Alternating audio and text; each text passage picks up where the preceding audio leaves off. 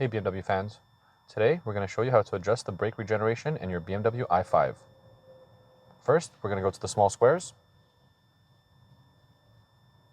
We're going to find driving settings. Then we're going to go to drivetrain and chassis.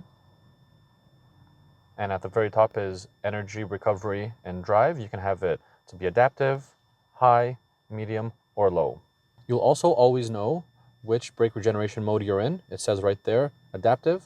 When we change it, you're going to see the 3 arrows to represent high, 2 arrows to represent medium, and 1 arrow to represent low. And that's it. That's how you adjust the brake regeneration in your BMW i5. We're going to show you how to customize your BMW cluster, whether it's iDrive 8 or 8.5. Let's go. So first off, the controls how to customize is this gear right there. We're going to click that gear.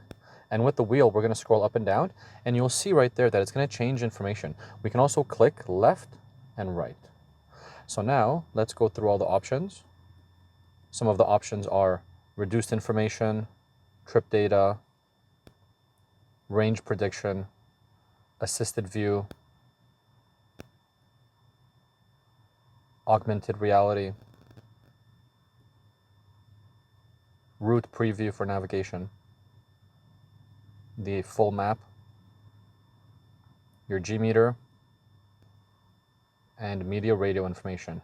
If we click the toggle to the right, it's going to highlight the layout.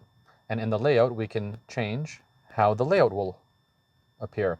We can have it like this, like that, or like that.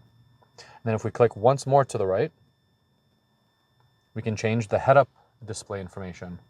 In the head-up display, we can have standard view, directional view, assisted view, sport view, and reduced view. And that was how to customize your BMW cluster. Here are the top gesture controls you need to know.